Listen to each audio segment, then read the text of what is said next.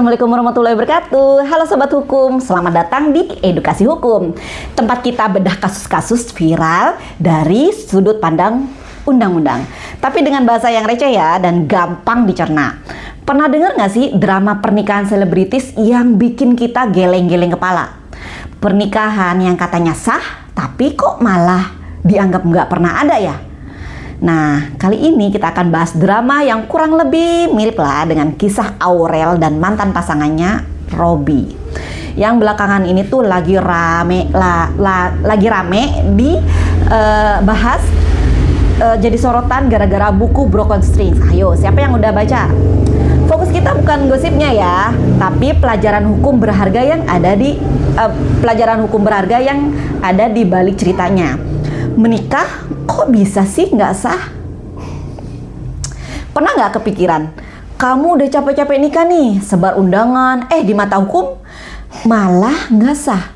Ternyata pernikahanmu dianggap cacat hukum atau bahkan dari awal nggak sahnya. Serem kan? Itulah yang terjadi dalam kisah Aurel. Ia mengaku pernikahannya dulu dilakukan secara terpaksa dan tanpa restu orang tua, serta tidak tercatat secara hukum negara. Status ini dalam bahasa hukum gereja disebut annulment atau pembatalan pernikahan yang berbeda dari perceraian biasa. Ada poin-poin penting dari sisi hukumnya. Dari drama ini kita bisa petik 3 pelajaran hukum penting buat kita semua. Yuk kita kupas tuntas satu persatu. Poin pertama, pentingnya restu dan pencatatan negara dalam undang-undang perkawinan. Apa sih kata Aurel? Dalam kata Aurel, pernikahan tanpa restu orang tua dan tidak dicatat sipil. Lalu, apa kata hukum? Di Indonesia, berdasarkan Undang-Undang Nomor 1 Tahun 1974 tentang perkawinan, pernikahan itu sah jika dilakukan menurut hukum agama dan kepercayaannya masing-masing, dan dicatat menurut peraturan perundang-undangan yang berlaku. Kenapa penting? Pencatatan sipil atau di KUA bagi yang muslim adalah bukti otentik pernikahan di mata negara. Tanpa ini tuh status pernikahanmu gantung dan rawan masalah di kemudian hari. Terutama soal hak waris, hak asuh, anak, dan lain-lainnya. Restu orang tua penting sih, meskipun secara hukum bukan syarat mutlak yang membatalkan pernikahan. Hal ini tuh sangat krusial dalam konteks administrasi dan moral di Indonesia. Lalu lanjut poin kedua, paksaan dan ancaman dalam pernikahan. Apa kata Aurel? Ia mengaku dipaksa menikah dan mengalami tekanan. Lalu apa kata hukum? Dalam hukum perdata, paksaan atau ancaman bisa jadi alasan kuat untuk mengajukan pembatalan pernikahan. Ini tuh disebut cacat kehendak. Dalam wilayah hukum perdata, intinya kamu nggak bisa dipaksa nikah. Pernikahan itu harus didasari niat tulus dan sukarela dari kedua belah pihak. Jika bisa dibuktikan adanya kepaksaan, pengadilan bisa membatalkan pernikahan tersebut seolah-olah tidak pernah terjadi. Gitu.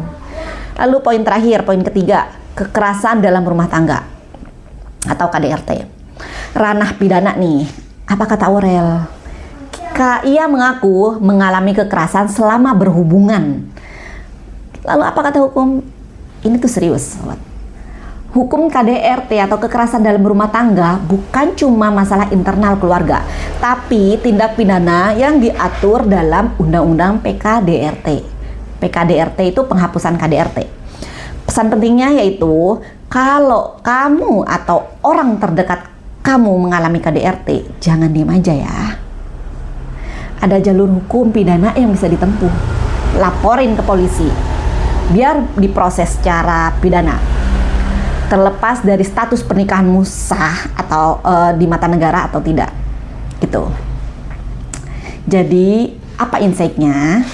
Kasus Aurel Moremas mengajarkan kita bahwa pernikahan itu bukan cuma pesta atau janji-janji suci, tapi juga ikatan hukum yang punya konsekuensi besar. Melek hukum itu penting loh, agar kita tahu apa aja sih hak dan kewajiban-kewajiban kita. Jangan sampai nih ya, niat baik nikah malah ujung-ujungnya drama hukum yang bikin capek, yang melelahkan. Tetap bijak, melek hukum, jangan sampai nyesel nantinya. Oke, stay safe ya. Terima kasih udah tonton video ini sampai selesai. Semoga bermanfaat. Jangan lupa untuk dukung terus channel ini dengan cara like, comment, subscribe. Dan jangan lupa untuk share. Mudah-mudahan ini video berguna untuk banyak orang yang ngalamin hal ini. Terima kasih udah dukung dan tonton video ini sampai selesai. Assalamualaikum warahmatullahi wabarakatuh.